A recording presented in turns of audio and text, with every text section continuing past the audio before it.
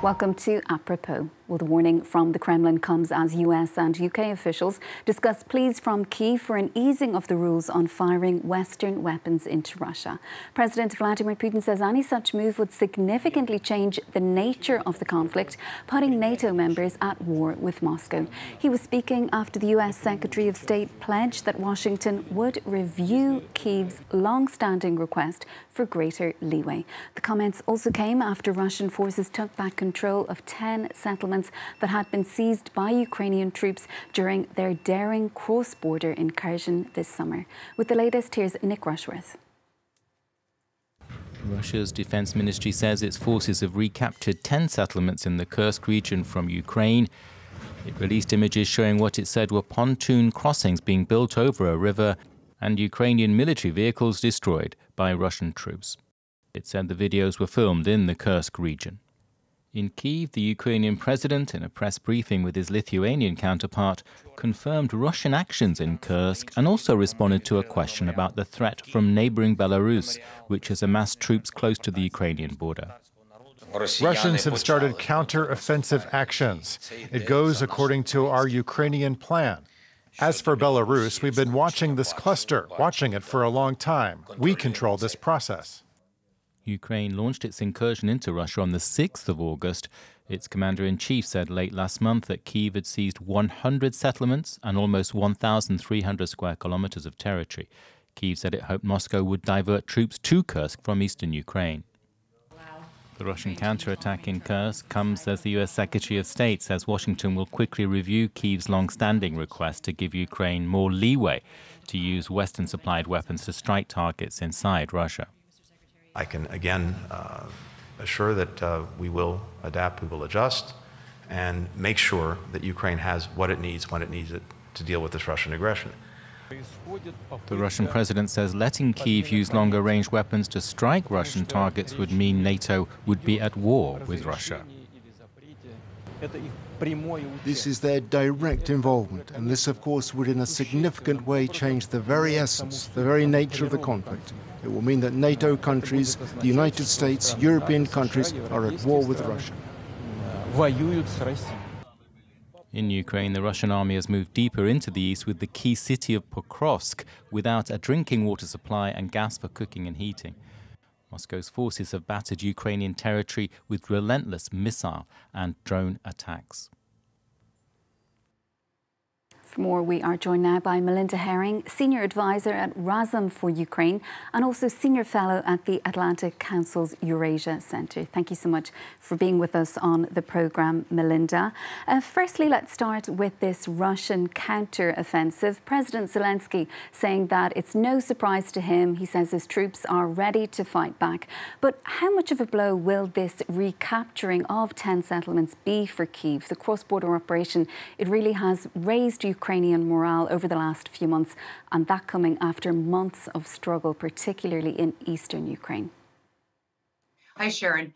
Look, I don't think anyone expected the Ukrainians to be able to hold Kursk for a long time. They've held it for this chunk of territory for more than a month now, but the Russians haven't put much force to push the Ukrainians out. The hope, though, was to draw Russian forces away from the Donbass and move them up north and stall the progress the Russians were making in the Donbass. It didn't really work out, but the bigger point was to show the capability of the Ukrainian army, and I think they did that in a big way with this Kursk incursion. And what kind of an impact will there be for what's happening now in eastern Ukraine itself? That incursion had sought to, as you say, establish a buffer zone to prevent further Russian attacks in Ukraine. So things in the Donbass are serious, and the city that the Russians seem to be capturing now is important for logistics. So it's definitely something to keep your eye on. It's a center point for Ukrainian logistics in the Donbass. So that's why all eyes have been on this fighting and this particular city. So is it inevitable then that Russian troops will now be able to move even deeper into eastern Ukraine? They're now only kilometres outside the strategically important city of Pokrovsk. Right. So nothing is inevitable in war. A lot of it depends on what we give the Ukrainians. And that's what the big debate is today. The big debate is, will the United States allow the Brits to send these Storm Shadow rockets? Will they allow them to use these Storm Shadow rockets to hit into Russia? So that's question one, and we should have an answer tomorrow. There's rumors that that decision has been made. These are British French rockets, long-range cruise missiles. You guys call them scalps. They cost about $1 million each. And the Ukrainians have used them to great effect on the Black Sea and also by striking the Russian Black Sea fleet down in Sevastopol. But they have restrictions on them. And the second piece is, what about ATACMS? These are American long-range rockets that go 300 kilometers. And it's a big deal because if the U.S. were to lift these restrictions, it would enable the Ukrainians to hit at least 16 Russian Air Force bases. Those are within ATACMS range. It would open up 84% of the targets in ATACMS range that are currently closed right now because of U.S. restrictions. And what do you make of Vladimir Putin's comments then today? He's warning that giving the green light to Kyiv to use longer range weapons would effectively put NATO members at war with Moscow.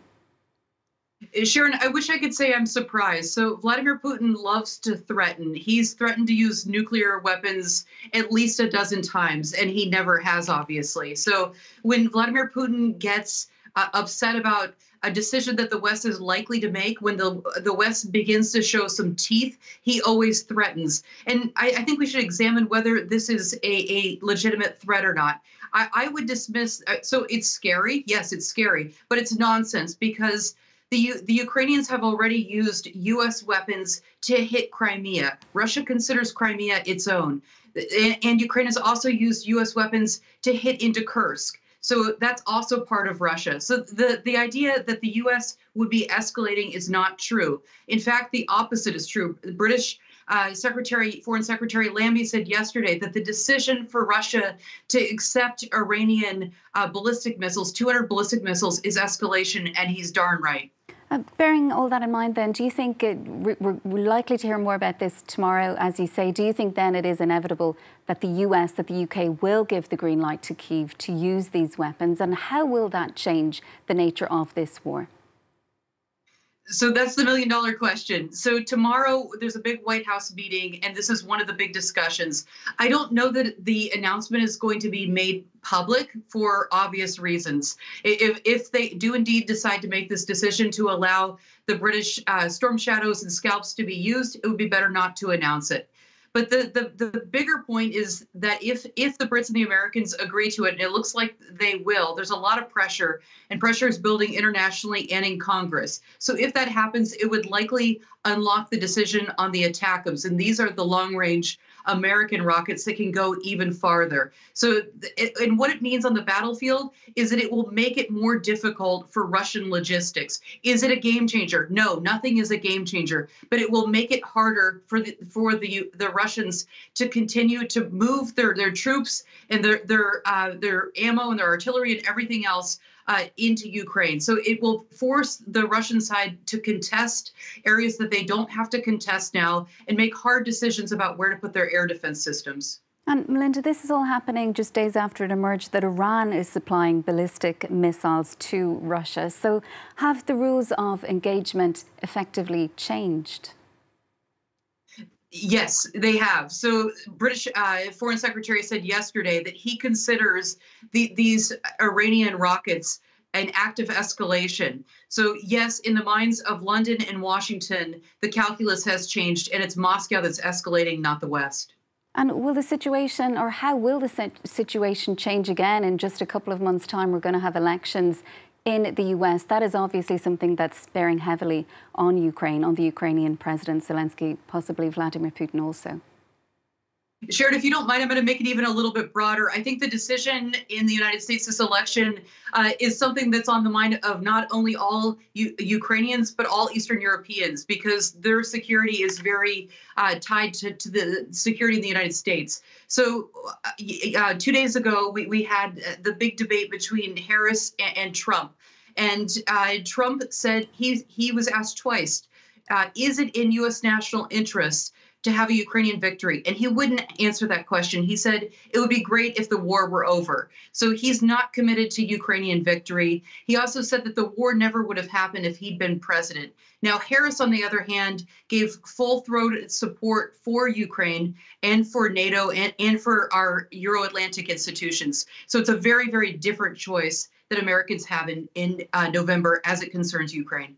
And how's all this being viewed in other NATO members? We can see Antony Blinken, he wrapped up his trip in Poland. So we know how the situation is being viewed from the US. We had the British Foreign Secretary also in Kyiv. But how do you think those NATO member states that are right next to Ukraine are viewing all of what's happening currently? And how will they see this threat from Vladimir Putin?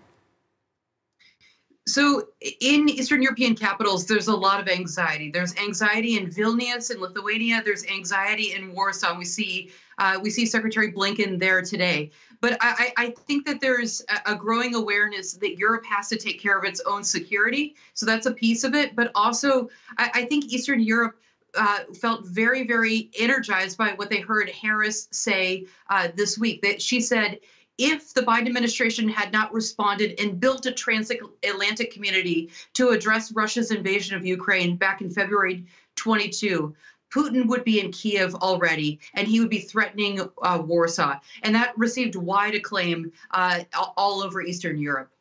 OK, Melinda, we'll leave it there for now. Thank you so much for joining us. That is Melinda Haring, Senior Advisor at Razom for Ukraine and also Senior Fellow at the Atlantic Council's Eurasia Centre. Thank you so much for your time, Melinda. Thank you. Well, that is it from us for now.